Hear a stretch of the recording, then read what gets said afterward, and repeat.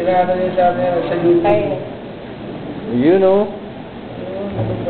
Wala na yung tigas. Para hindi na madikit. Ayun. Sa paano? Matagal ka pa rin. Magtrabaho lang para magawa.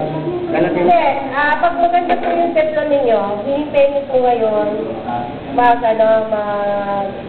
tayo ng isang sandok. Huwag po kayo nang ulit po na isang Ma'am, kailangan teflon?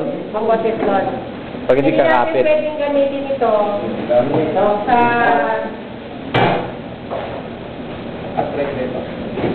sa kung paano sa atin. Yan naman ang suko. Nakita niyo po,